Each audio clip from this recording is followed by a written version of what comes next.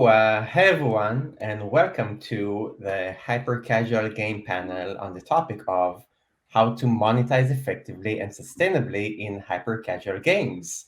We have a lot to cover today, and we've brought the panel of experts to talk everything about monetization and balancing between monetization and user experience, figure out the best strategies for monetization effectively, and understand how to strategize with all the latest trends in the industry today. Before we start, let's have a quick introduction of everyone in our great panel, and we'll go through one by one to introduce themselves and the company from where they are. So, Canberk, would you like to start? Hi, everyone. Thanks for sparing time for the panel. I'm Canberk. I'm the Business Development Manager of SocialPeta. We are providing ad intelligence services in a couple of countries right at the moment. And yeah, glad to be here. Awesome. Chris, would you like to continue? Sure, thanks, Eran. Hi, I'm Chris Wright. I am CTO at AdInMo.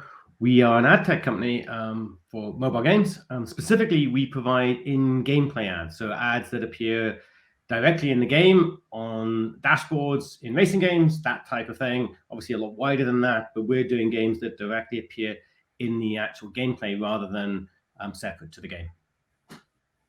Awesome. Flo? Yes, sure. So hi everyone, my name is Flo Methorst. I'm from Holland, but living in sunny Barcelona.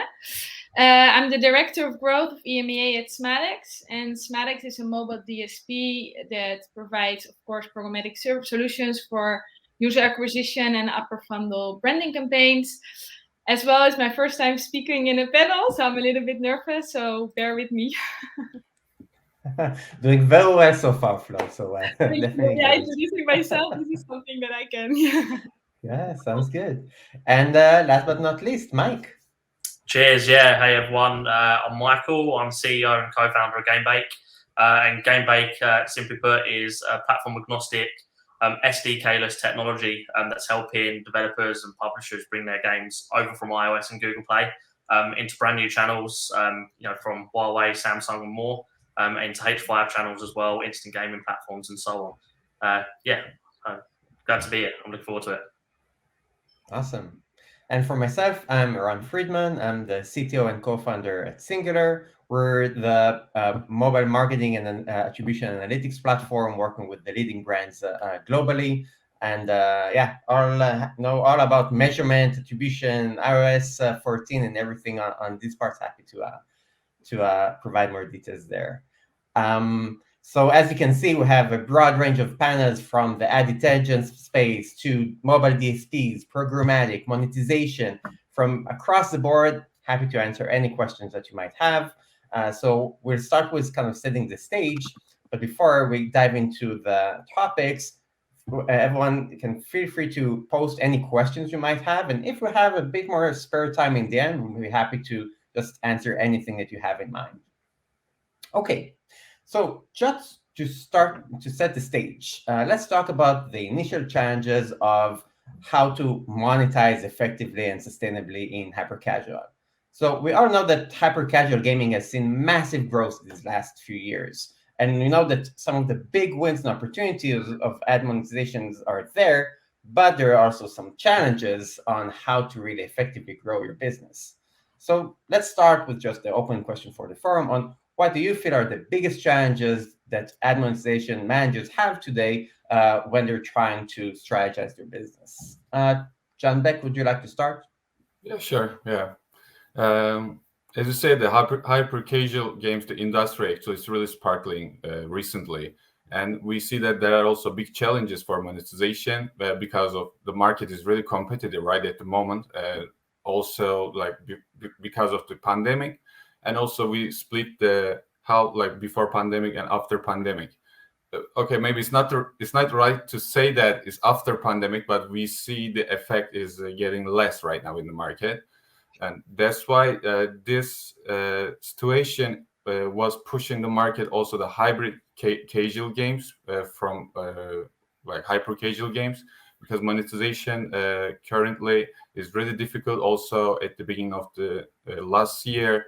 There was a new iOS, new IDFA rules, so that's why the the monetization business got really tough, actually, to make the good income, to reach the right audience. And also, after the second half of last year, we saw that the growth decreased slightly when we compare with the first half. We prospect this reason, I think, because of the pandemic effect, because during the pandemic, like the amount of users were really high, actually, but then it reduced, and their like playing time per game reduced, also spending time. So that's why we see the growth is creative growth is getting less after the half second of the year last year, and it's being more competitive. And for the 2022, actually also because of the new the iOS, like we don't know what's gonna happen, and we don't know if pandemic is gonna hit again the world. Maybe it's gonna affect like higher than before. And right now we are on the stall, like flying in the dark, actually, a bit. Yeah, definitely. So there's like strategic shifts in the market with the whole COVID kind of cases. In the first, like there was like a spike in like in-game player and monetization, of course, and then kind of things kind of dropped down, as you're saying. And so obviously, like the whole changes around privacy and iOS definitely didn't make things easier. So completely understand and agree that those are part of the biggest challenges in the industry is facing these days. Michael, do you have anything on your mind? Like, what do you feel are kind of the biggest challenges today for ad revenue? Yeah, sure. I mean, all great points, there, and I totally agree as well. I think a lot of what we're seeing with hyper casual, the margins, are getting sort of thinner and thinner, between the user acquisition side and the monetization side, and that's becoming much more difficult on already, I guess, core platforms, you could say, of iOS and Google Play. Where the competitive nature of the industry as a whole, is ramping up and getting more and more difficult.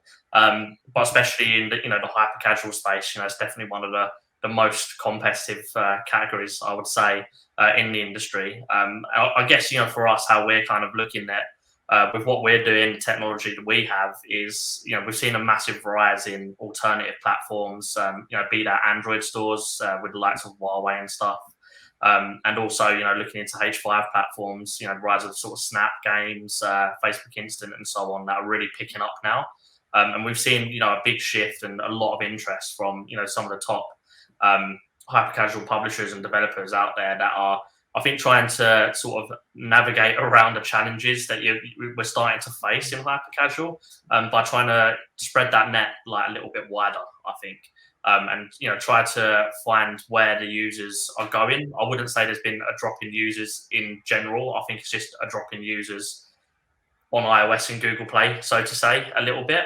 But them users are still out there.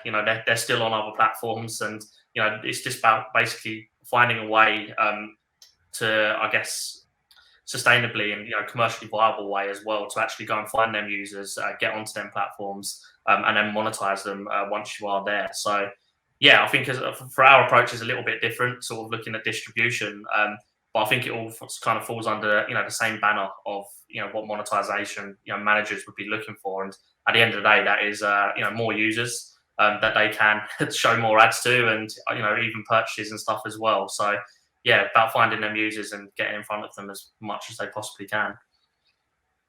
Yeah, for sure. Definitely always a challenge trying to engage and get to your players to the game with the like huge competition out there in the market. So completely understand that. Yeah. Any other thoughts, Flo, on kind of the challenges around ad revenue-based apps? Yes, well, it's also a little bit in line with Canberk already mentioned before, but if I look from the DSP point of view, I would definitely say IDFA or no IDFA, because it really has an impact on your monetization strategy. I would advise to maybe split your waterfall for these two, because there are people who are giving content and people that are not giving content, and your eCPM is impacted by that. Outside of that, I would also say there has been a lot of consolidation in the industry. Companies are getting bigger, and that can also influence your independency. So I would also advise or challenge to really check, okay, do I work with the right mediation platform, and does it match with my users and my strategy that I would like to follow? Interesting. So both kind of the challenges of like working with different segments of users, whether pre iOS 14 or post iOS 14, the whole ATT stuff, and also just the vast variety of partners out there. And maybe we're going to talk more about this in kind of the path for optimization. Definitely. Okay, Chris, maybe we'll move to you. So again, around the challenges, we know that game developers are always aware and can be very sensitive to the balance between ad revenue and user experience and how to exactly combine the two. Can you share some best practices for maximizing the output without harming the user retention, or some of the challenges around there? Yeah, sure. Thanks. So, as you said, one of the biggest challenges is retention. It's keeping players in the game, because ultimately, if you don't retain the players, then you can't monetize them. So the biggest kind of criteria for driving monetization has to be retention. It has to be getting the game to the users, acquiring those users, but ultimately keeping those players playing, enjoying the game, progressing. And so therefore you need to have mechanics that actually do that. And one of the big problems with ads is if they get in the way, if they stall the user experience, if they take the user out of the gameplay, then that is a negative experience and it drives the players away. That, combined with actually advertising other games, isn't necessarily good. You've got a game and you're then showing your competitors' games. You almost drag them to one of your competitors, which is often the last thing you want to do. So, one of the things you need to look at when you're looking at your monetization strategy is you need a balance. You need to look at different ways of monetizing, but you need to look at where you can monetize which doesn't do that. What we're pushing at AdInMo, and where we see the big opportunity, is this ability to put ads directly into the gameplay, make it a part of the game experience rather than having it as a bolt-on like a rewarded ad or some kind of interstitial that takes you out of the experience. So having them in the gameplay and having them non-clickable. So these are branded ads. They are ads that don't require the user to click on and don't take the user away from the game experience and take them to one of your competitors. And doing that in a non-intrusive way is a really good way of monetizing time that you don't usually have, because suddenly you've got this big gameplay time where the player's playing the game. If you can use that to also show them ads, just like football games put ads around the stadium, we're doing pretty much what people expect to see in traditional life. We're giving them a non-interruptive experience, and we're keeping them playing. And I think you've got to start to think of innovative ways, because as the other people have said, it's becoming a very competitive space. There's lots of people building hyper-casual games.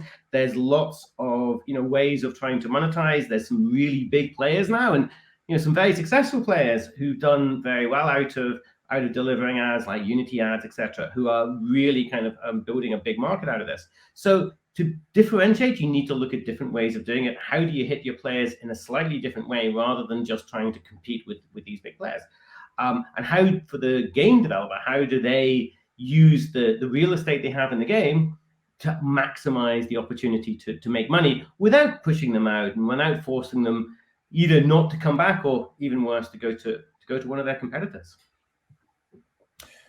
Wow, yeah, lots definitely to cover. So, it's definitely a challenging area of its own. Like, how can you really monetize the most, but still kind of trying to keep the user experience, not pushing your users to other competitor apps. Yeah, completely agree with that. And I think it's even worse with hyper-casual. I mean, hyper-casual by its very nature, these people are casual. They're very, they'll flip from game to game. So they don't have necessarily a huge amount of loyalty to a single game. So it's even more important to actually keep them playing your game, because the likelihood it's that quick. You want to get them in and quickly playing simple, repetitive games or, idle games, but they don't necessarily have the stickiness of, some of the more complex MMOs or more complex games. So it's even more important to make sure that the monetization strategies don't work against your retention strategies. Right. Yeah, completely agree. Okay, moving back to you, Flo. So thinking about all of these areas that you need to really understand. So getting started just can be daunting, right, for kind of the initial game developers. What do you feel are the top capabilities that monetization managers should be looking at when they're vetting partners or thinking about where should they get their inventory from? Yes. Well, maybe it's an open door or maybe not, but in my opinion, it is to start to really focus on the fill rate and the eCPMs and to really find the sweet spot between them, because you can reach maybe 100% fill rate, but then with a low eCPM, and at the end you also want the good eCPM. So for me, it's definitely to look at these two parameters and find there the sweet spot for you. Yeah, it makes a lot of sense. Do you think that for anyone who's just starting, are there any specific benchmarks or like specific eCPM ranges that they should be looking for, or should they basically consult with their partners? How do you suggest them to start? I would, for sure, there are benchmarks, but I think also that maybe depends on the game and maybe on the geo. So I would advise to start a little bit open-minded and broad and see how your game reacts, and based on that, optimize. For sure, and usually I think. No, continue. Yeah. No, I think I completely agree with you. And I think part of it is like, every game is different from the others. So you need to start with something. But I think like testing and iterating and like trying multiple partners possibly and kind of consulting with them is probably a good approach. So I think in general, in our industry, it doesn't even have to be only for hyper casual, but it's important to have a clear strategy when you start, so you already have a little bit, you're targeted, but at the same time you don't want to lose opportunities or you want to miss opportunities. So at the same time you also need to keep space for room to see the opportunity. So you need to find the balance between that. Completely agree. Okay, so we talked about a lot of challenges that monetization managers are faced with. Now let's start talking about paths for optimization. How can you really maximize your monetization but still keep it sustainably around your game? So while we're talking about partner capabilities, let's start with just a quick round of a question. There's like the most common question that at least I hear from game developers is, should I go to programmatic? Should I go to traditional monetization workflow? Should I go to a hybrid mediation? So let's start with just a quick question of where are you personally when thinking about kind of the types of partners? Michael, maybe you'd start. Yeah, I can keep it really short. Hybrid for me. I think try and get the best of both worlds, and at the same time, I think you have to look at the resources you've got available to really sort of decide where you want to be. But yeah, I think sort of what Flo said as well, keeping opportunities open, and I think having a hybrid model when you're there allows you to be just flexible on that side of things. Okay, makes sense. Canberk, what do you think? Programmatic, hybrid, traditional? Even as we are providing this like data as an intelligence service, I think the hybrid is more efficient in this way, because like we cannot lay on everything on the programmatic way or the organic way or something. So the good combination is always like could be used the programmatic, of course. Like I'm not refusing that, but also like need to follow the market currently. What's the situation? Like how are the rivals? Like currently, so like if there are the common strategies in the market and if the market is changing in that way, so we need to follow it. Maybe to follow only the programmatic could make us late to take an action in this position. Got it. Chris, any thoughts? Yeah, so I think it depends. It depends on which part of the monetization you're looking at. Within our space, specifically within in-game, there really isn't the concept of mediation. It is all programmatic, and there isn't a way of actually mediating. Now that may change over the coming years. So you may well be able to mediate correctly. People are doing it just by kind of doing A/B testing, but they're not doing proper mediation.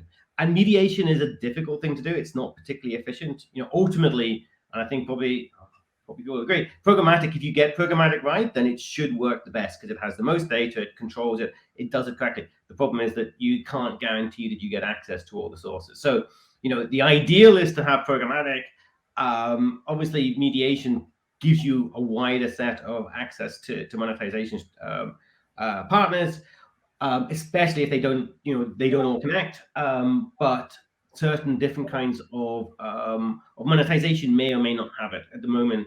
Specifically in the gameplay space, there really isn't the concept yet of mediation. That's because of the complexity of different kinds of placements. Again, these things are still kind of evolving. So we have very specific ad units placements, and they're not completely aligned with our competitors, of which there's about 5 or 6. So still an early space, and so it's very programmatic focused. May well change, or may well actually just stay programmatic, because programmatic ultimately is the future. Got it. Flo, what do you think? Yeah, well, I think there's not much to add anymore, because I'm also on the hybrid side. Just also, like Mike already said, to keep everything open, and just based on the resources that you have, I think it's the most efficient way to go. Although, Chris, you make me very interested to know more about your side. So yeah, You follow up after. you triggered me. Yes. Okay, sounds good. So, Flo, maybe we'll continue with you. So, for the ones who didn't go fully programmatic, I would say, what do you feel are the most important waterfall optimization to make when you have limited bandwidth, basically? What are the kind of the specific and most important metrics or practices that you should use for your waterfall? Yes. Well, ideally, a waterfall per placement would be amazing, but I think that is a little bit too much. You need to have a very big team in order to do that. So I would really say, as I already mentioned before, focus on your fill rate, on your eCPM, split between IDFA and no IDFA. Have your tires in the waterfall, like tier 1, tier 2, and tier 3, and work on country segmentation. This is a little bit what I would advise. Yeah, sounds good. Mike, any thoughts from your end? Echo that. To be quite honest, I think that's pretty spot on. From Flo. When we've always looked at it, it does come down to your resources, of course, and the bigger the team, the more you can do, and I guess the deeper dive you can do into the data. But yeah, I think for most in general cases, if you're looking sort of into your CPMs, your fill rate, and I think if sort of the deepest you kind of need to go is maybe looking at sort of the countries, and then editing sort of based on the users where they're coming from. Yeah, I think that's kind of as deep as anyone needs to go with sort of limited resources. Of course, the more you can do, the better. But we've only got so much time in the day, of course. So. Yep. Yeah, makes a lot of sense. Okay, sounds good. John Beck, maybe we'll move to you. So, what do you feel are the top strategies monetization managers should be testing when you're trying to optimize their ad revenue?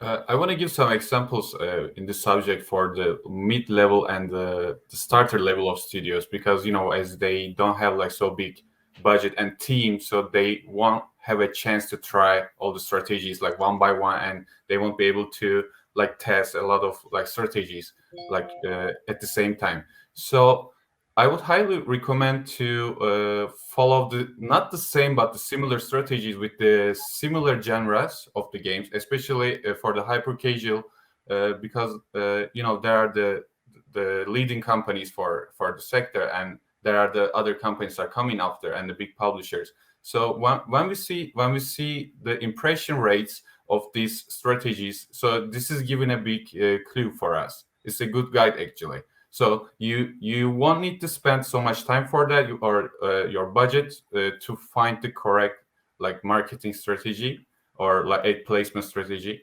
So the best way to follow the similar this is also changing. There are also trends on ad creatives, like we sometimes see the basic like scenarios from the real life. Sometimes we see the playable ads. So there is a trend in the market, like same in the games. So also there are also marketing trends. So it's always good. Okay, I'm not talking about the big studios or lead studios, but if you are in the like mid-level, or if you just started your company, it's good to follow the current strategies which gain like good impression and good rates, and provide good user acquisition. Okay, so basically, look what else is working. Basically, if you just start and trying to learn from kind of the big guys to see, what's the best strategy. Yeah, makes a lot of sense. Chris, any other thoughts on again, what are the top strategies that monetization managers should be looking into? I think you need to look at your space and understand the different opportunities to advertise to people. I think you need to look at, you have, with a game, you have a space in which you've got players who are actually playing the game. You need to optimize each of the different opportunities, just like you would if it was I was thinking about it as a sports game. You may optimize the placements around the pitch, but you may actually also advertise in the booklet. The same sort of thing with games. You need to be trying to find different ways of monetizing that user at the different parts, be it in the menu system, be it a rewarded ad, be it between sections with interstitials, be it within game with actual ads in the gameplay. So you really got to try and maximize the opportunity. You have users for a relatively short period of time, especially in hyper casual. You're wanting to keep them playing, but you're wanting to try and find and using data as much as you possibly can to understand your users, understand what they're doing, and try and get the right ads to them at the right time. So I think you've just got to be as wide as possible. Often you've got to look at different opportunities and try and find good ways of actually maximizing the ability to put monetization strategies in front of them. There's IAP. Can you actually encourage people to spend money in the game rather than necessarily showing an ad? Each of those points, when you have a chance to talk to your user, you need to use it in a way to actually try and get some kind of value back, because you spend a lot of money building the game, you spend a lot of money getting that user into the game. So you need to maximize your opportunity whilst you have them playing and interacting with you. So that's kind of where you need to sit and you need to think about, and lining up a whole set of partners to deliver each of those different things is really the most important. Think about each space in the game and understand how you can actually use that space, use that opportunity or that time with the user to interact, but also to monetize. Yeah, I understand. Mike, any other thoughts? What do you think should be the strategies that monetization managers should be testing? Yeah, sure. I mean, I guess my approach is a bit different. I'm not always looking just to add units and the placements and so on from there, but also looking at sort of the wider scope of distribution outside of the core stores that everybody focuses on. And it might not be a top strategy at the moment. Hopefully, that's going to be changing over time. But I think looking at the opportunities that the whole of the market actually provides, developers, especially Android platforms that to date they've existed but never really, I think, got sort of the love and attention that they do deserve. And now last year and especially this year and beyond, they're really starting to come into their own with Huawei App Gallery really growing really strong, and them users are only accessible going directly to App Gallery. However you get there, whether we work directly with App Gallery themselves, with Huawei, or use a service like what we have, you should be thinking about how you get your games into these platforms. And at that point you can still carry on with the same ad strategies you've got on Google Play and iOS. You can start to look in obviously your placements and stuff like that, but there is a massive opportunity of tens, hundreds of millions of users out there that are just waiting to play your games at the end of the day. And I think that's something that monetization managers and the teams as a whole start looking a little bit outside of the box. And of course, I'll never say don't completely drop iOS and Google Play, like no way. They definitely need to be the core focus, of course. But there's ample opportunity outside of that as well to help increase your overall LTV that you're generating on your games, and increase that bottom line, which is at the end going to allow you to funnel that money back into user acquisition and scale them games further and help overall grow the business that you're trying to build. So yeah, I think take advantage of everything that's out there, and not just the couple of or single point of access that everybody knows right now. Yeah, completely understand. Especially with kind of the whole variety, I think, of the general distribution channels, especially like with the different app stores, I think that are coming up. Definitely, it opens opportunities. I would say for like again new avenues for monetization. Yeah. Okay. 100%. Sounds good.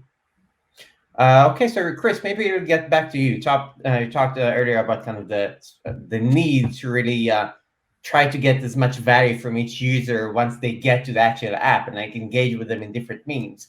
Do you think monetization managers should analyze different user segments or like engage with different user segments in different way when they're trying to think about the strategy, like and like avoiding fatigue when they're trying to use like a low end engagement versus a high end engagement, or trying to segment these in a better way? Yes, I do. I think this is one of the biggest challenges we have in the monetization space, actually. So analytics, games companies have got pretty good now at collecting and analyzing data. Over the last 10 years, they've got better and better at working with analytics platforms and getting data and kind of getting that user level data that allows them to understand their game players, understand what drives people to play the game, doing A/B testing, all of the things you would expect that a modern free-to-play or hyper-casual game does. That has evolved hugely over the last 10 years. And it's really kind of become embedded into games companies, and games companies are getting very good at understanding users. But there's still a big gulf between connecting that data to monetization data and specifically to ad data. Ad data is often aggregated. It's quite high level. Okay, so I'm showing, the CPM in a certain geo is X, and it's a different CPM in Y. And I don't even think that the terminology we use in the ad industry particularly works that well compared to the terminology in games. If you talk to ad monetization, or actually monetization people, and people looking at the analytics in games, they're much more focused on average revenue per user rather than CPM. CPM is a very strange number because people say, oh well, I really need a $10 CPM, but a $10 CPM at 1% fill, it isn't worth very much. Yeah. So actually bringing that down to, and one of the things we've been trying to do is actually talk in the same language as the game developers, use ARPDAU as a mechanic. One of the things that I suppose we're doing is also we're showing a lot more ads than more traditional games. A rewarded ad, it might have a very high CPM, but it may have a very small fill, and it may only be shown once or twice in a game. We would potentially show an ad, 20, 30, 50, 100 times, maybe at a lower per ad value, but the actual average revenue per daily active user is much higher. So getting the data into a way that you can do proper comparisons, and then you can really do splitting. You can start to analyze your segments. You can identify your spenders and your non-spenders. You can focus on different geos. You can actually tie this stuff together, but you need to get the data. Firstly, you need to be talking the same language, and then you need to get the data at that user level. And I think, certainly some companies are starting to deliver that data, and there are some mechanics out there for getting real kind of user level data. But the ad industry as a whole is really bad at delivering that kind of user level direct data that allows people to make those decisions. We are very bad at just kind of providing aggregated data and then expecting, and it's really just a reporting. Here's some data. Look, you made so much money, aren't you? You're lucky you've made $50 today. Useful, but not actually that able for people to optimize. So I think there has to be this change as the industry becomes much more data driven. It needs to actually share that data, and the ad tech needs to share that data out into the developers so they can actually use it within their analytics systems. Super interesting. And yeah, definitely I can say from Singular's side that we always feel that data is always power. It's like data-driven decision is what helps you like really optimize. And yeah, completely agree with you that there's a lot of room for improving. I come from an analytics background as well, because I was previously CTO at Delta DNA, which is the big analytics business that got bought by Unity. So my background for the last 10 years has been analytics, and then recently into the ad tech space. So I definitely come from that. How do you get data? And one of the big frustrations we had at Delta was that you couldn't combine it in-game data with ad data. And so one of the things we've been doing at AdInMo is making sure that we can deliver real user level data back so that they can combine it into their analytics system. So there is definitely a thing that the industry has not picked up on within the games industry, that the games industry is looking for that user level data to be able to do this kind of segmentation. Yeah, completely agree. Okay, so we talked a lot about kind of the segmentation piece, the strategies piece. Let's move to placements, exactly the ads and what are the different formats that you can use today. So GameBake, I know that, of course, coming from your space, you see a lot of different ad formats and ad types out there. Do you have any thoughts on what are the best placements and formats that you personally are most excited for right now? Yeah, as you say, it's currently changing all the time, and we see that the last year the video ads were much higher because of the mobile devices. Like internet speed is rising, so now we can cover the video ads more often. Of course, playable ads are also always on the spotlights. But we also realize that as okay, mostly in the strategy games and the board games, we see I mentioned that before. We see the real life scenarios and some life affairs, and we also on the hyper casual games especially. We are monitoring that female figures are using more than before, because the female players in hyper casual games are really rising recently. So there are really interesting ways to like put ad placements, as like you can see sometimes it's not even related with the game though, but I personally believe that it affects the retention if you use the not related scenario or objects like which is not related with your game. It really affects retention. Even the app store comments and the ratings is affecting. But we see that recently that the female figures are more on the ads right now, especially for hyper casual games. And for the strategy games, as I say, the real life scenarios, we also see the celebrities right now. They are it starts with the video ads, and one of the celebrities explain the game, and then they show the gameplay videos. So the recent trend, yes, is in that way. Super interesting. Yeah, I've been seeing all these new celebrities starting to show up in my mobile ads, so definitely cool to see. Mike, any thoughts from your end on what are the ad placements and formats that you feel excited about? I guess a bit of a shout out to Chris, really, to be fair. I mean, I'm quite excited and sort of the growth and the opportunities that, in-play ads can present, developers, not just hyper casual, but I think just sort of the broader spectrum, all games really across the market.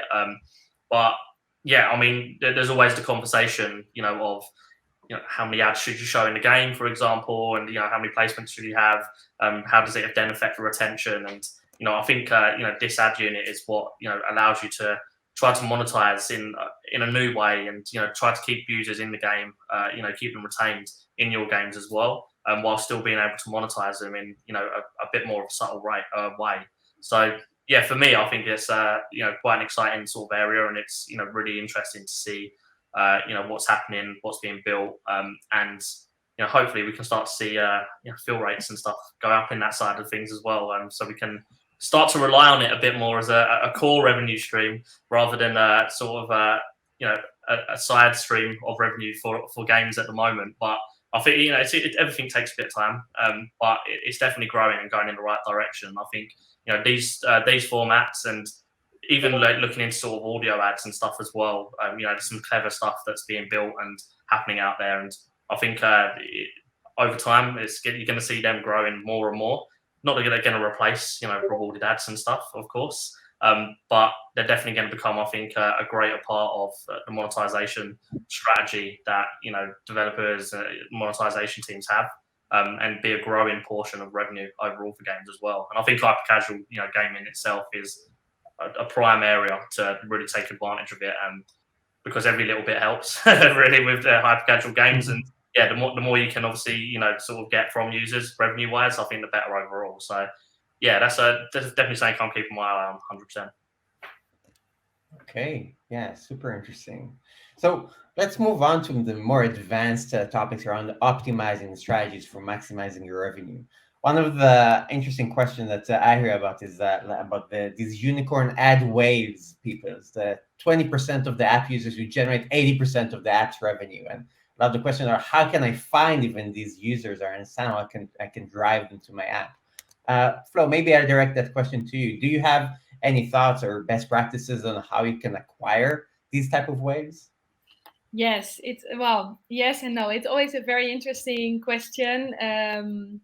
These ad wheels in general, not only for hyper casual gaming, but in general to find them. But from our understanding from a DSP side, the mediation platforms have a lot of information about they have everything. They can see everything, so they can really help you to get more information about, okay, where are they and how can you get them, because at the end they are a summary of how everyone is bidding. So I would definitely connect with your mediation platform for that. Outside of that, I wish I could be more specific, because that would grow everyone, but that's it on my side. Yeah. No, it makes a lot of sense. And I think maybe it's also part of why some of the big platforms out there have been offering more and more of the mediation services, because honestly, you get tons of data on exactly what everyone is bidding and maybe kind of the chance to find these edgeways. So I think it makes a ton of sense on kind of consulting with your mediation partner around these. Okay, so staying with you, Flo, again on kind of the more advanced areas for optimization. One of the topics that come sometime is around localization efforts, or like different strategies when it comes to different geos, basically. So how important do you feel are localization efforts when you're trying to monetize well in your app? Yes, I think it depends a little bit on which geo you are focusing on, because all the big ones are covering the tier 1 countries for sure. But for example, if you are thinking of going to the Philippines and you need a very big audience, then I would definitely advise to look for local demand sources. Not too many. But yeah, if you want to focus on APEC, for example, I think it can be good to integrate one of them. Okay, makes sense. Uh, Michael, any thoughts around, again, localization efforts and how important they are? Yeah, no, I think that's a really good point. You know, it really depends, I think, on the game and, you know, what users you're trying to target, what markets you're trying to target. You know, for hyper casual games in general, I think you can get away not having to localize a lot of the time. You know, hyper casual itself is very much in the game design and, you know, being able to understand the game without really needing to read what you need to do in a sense. But yeah, I mean, it becomes important, I think, a little bit later in sort of the life cycle of the game. You know, once you've kind of had that initial sort of scale, you know, that's when you can start to really see from the data, you know, what users, what countries are interacting and engaging with the game, and when it might then become a bit more important to think about, you know, how can localization actually affect not just the retention, but also, you know, the revenue that you can pull from it. But yeah, certain markets kind of demand it. I mean, China, for example, you know, it's very difficult to get there at the moment, especially right now, of course. But you know, you can't really put a game in China without localizing it. It's you're probably setting yourself up for failure. So yeah, it really depends, which probably isn't the best answer. It depends, but at the same time, you know, you've got to kind of work with what it is that you've got to hand, and what it is that you're trying to achieve. And you know, if you've got a really good hyper casual game, you can probably get away with just keeping it in English, to be fair, and you know, for the majority, it would be fine. But yeah, completely agree. It makes sense. If you just started, don't try to expand globally and run everywhere. It's probably not going to work so well. So start simple. Yep. Trust me, it doesn't well. you end up getting bitten after it. So yeah, definitely try and do it from the off that. Yeah, makes a lot of sense. GameBake, anything to add there? Yeah, Mike mentioned really good points. Especially, I like the example for China. I live in China for 8 years, so localization is a really big thing in China, because you know the market is totally different inside. And I would like to give one example from Turkey. The one like Turkey studio, they're publishing Headball. It's a football game. Just before the World Cup, they just use the flag for each ad. For example, if they gonna play some ads in Italy, they just put the Italian flags in their ads, and they increase their user acquisition 20%, which is great amount in their mass, because it's a massive growth actually. And so we can see that how localization is important, not just like inside the game or like the tags of the game or whatever. So it's also really critical for the monetization and the user acquisition. And that's a great example actually. When I heard that, I was literally in shock, because 20% just to use the flag is a great amount.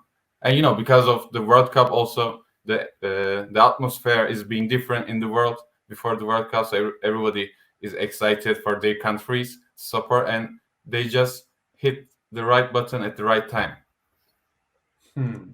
Super interesting. Yeah, I love hearing these examples, and yeah, definitely it's important to kind of also understand kind of what the seasons or like what's happening around the world, and sometimes like optimizing towards there can definitely help with the localized efforts, I would say.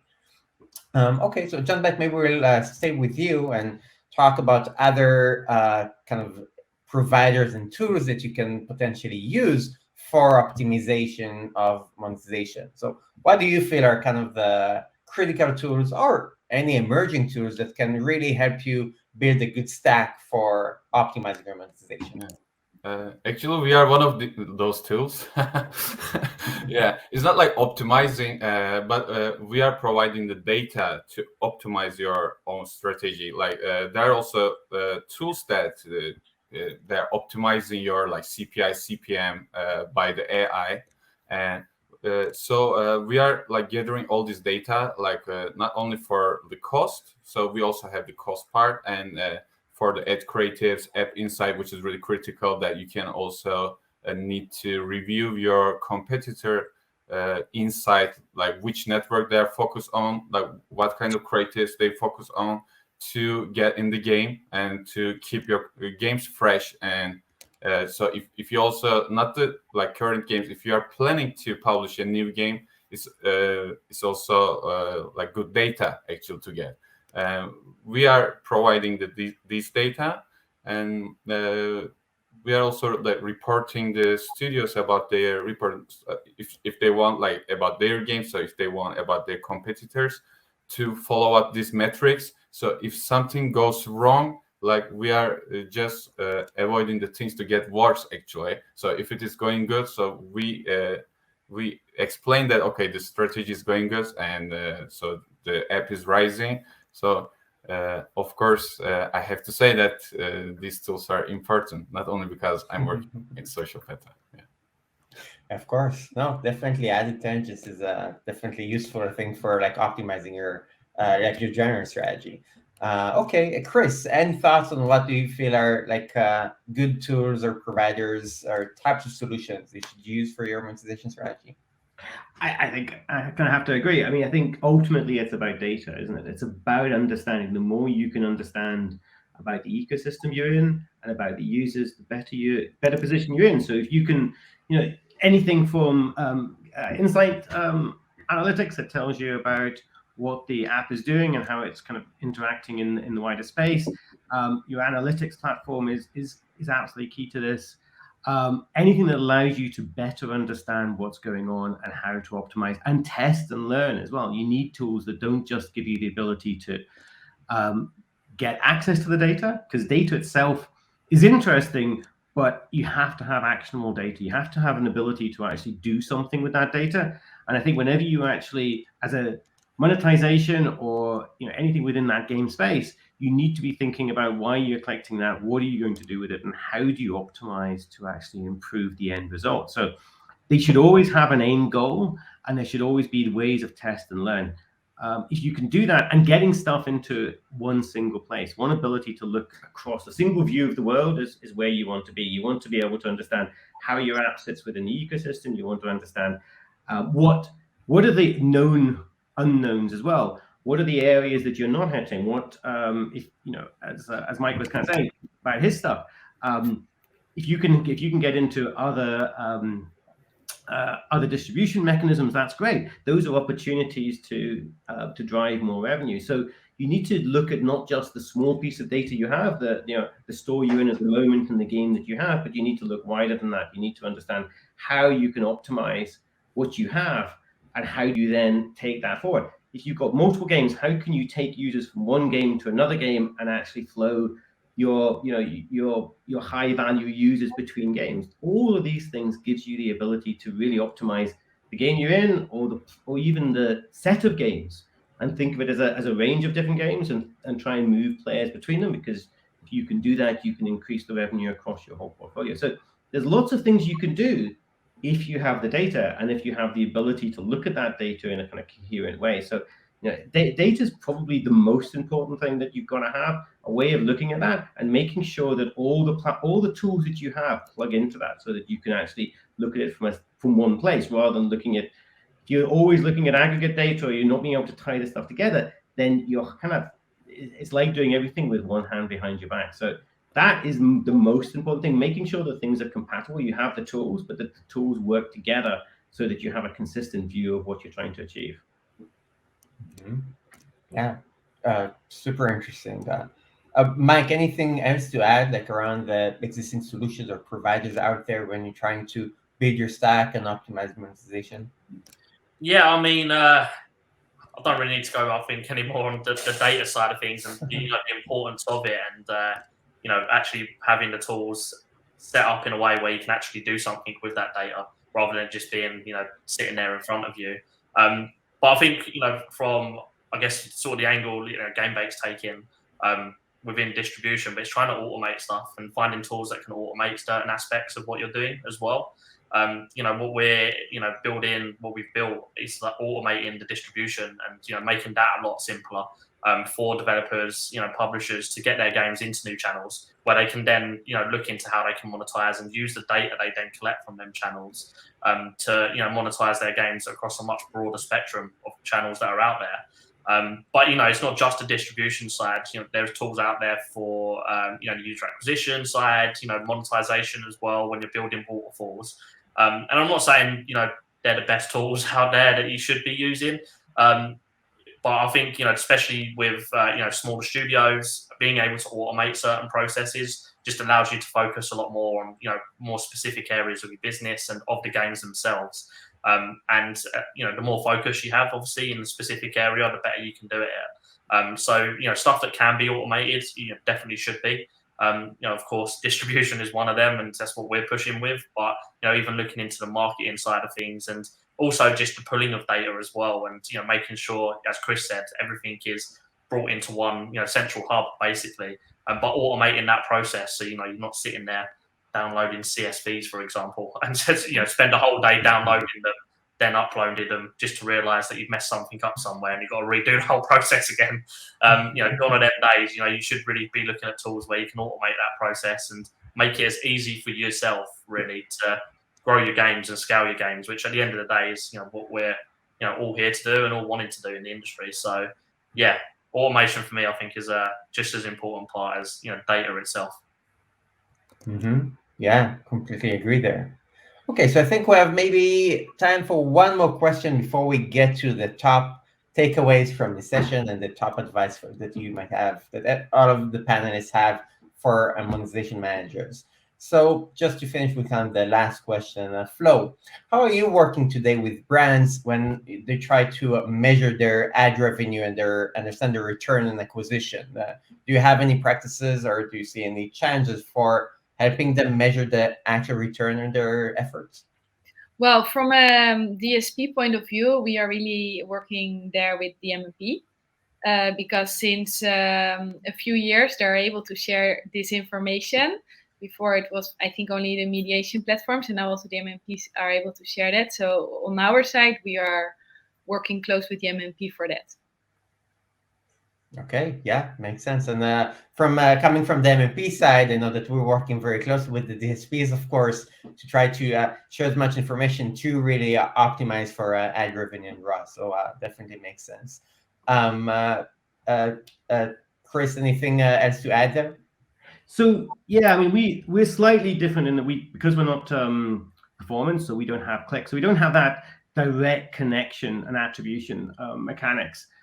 So we've been working with companies who can actually do the analysis for us. One of the companies we've been working with is On-Device Research, but there's a whole set of these that we work with. But we've just fairly recently done a study with them, and we work very closely with advertisers to run campaigns and then do the research to understand the effectiveness of campaigns. And because we're brand campaigns, so we don't have that direct, you click on something and you bought. And that, that's all very well for your digital products where actually you can go and click on something and buy it. Games work very well with that.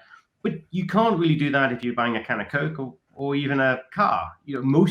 A lot of brand advertising doesn't work like that. So you're really much more interested in the impact of the brand or the consideration or the further down the funnel, actually, what is the likelihood of that user noticing it, recognizing it, considering it, actually then going forward and buying it. So we've done these brand awareness studies, which have been really successful, and we've got some great results and this stuff. If you want to go and have a look at our website, that we've got kind of case studies we've done on a number of these. But that's how we're doing it, because we don't have that direct attribution and click that comes from the performance. And the market is moving much more to branded.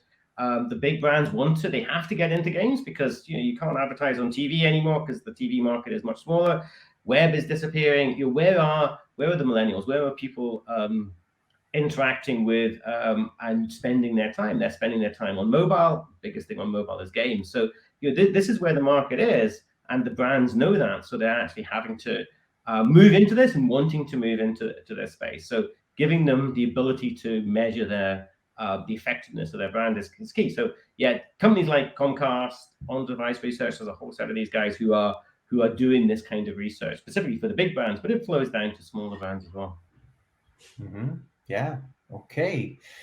So I think we're just right to wrap up the session, and maybe just to summarize the top takeaways, the last tip and advice that each one of the panelists have for optimizing your monetization effectively and sustainably. So GameBake, very briefly, if you could provide one piece of advice for scaling your ad revenue for hyper-casual gaming developers, what would be your top takeaway? I will say, don't give up. The market is challenging, as we say, and many competitors in the market is changing. The NFTs are getting involved, so market is going to get much bigger than now, actually. So briefly, with the one sentence, I will say, keep trying, don't give up, and the world is changing. Sounds good. Yeah. Mike, up to you. What's your top takeaway for ad monetization managers? Yeah, I think you rolled quite nicely off that. The world is changing, and I would say, make sure that keep your eyes open, keep the opportunities, and take advantage of the opportunities that are out there, and look into new channels for distribution, and really take advantage of the whole market and not just a small portion of it. So yeah, I think that works quite nicely. Yeah, sounds good. Flo, from the DSP side, what would be your top takeaway? Stay educated, stay close connected to your friendly competitors. And indeed, because the world is changing so fast, don't get comfortable and don't get lazy. Definitely. And last but not least, Chris, any last takeaways? I think you've got to keep the players playing, because if you keep them playing, keep retention, keep people playing the game, because that gives you the opportunity to monetize them. So focus on retention, make sure that they're playing the game, don't put stuff in that drives them out of the game, and then use mechanics and monetization strategies that take advantage of that. But the ultimate thing is you've got to keep the players playing. Okay, awesome. Great takeaways, great tips. And we're just on time. So thank you so much for the great panelists of ours.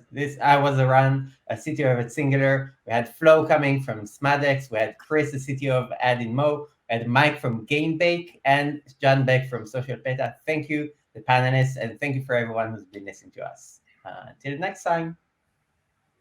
Thank you. Bye. Thank you.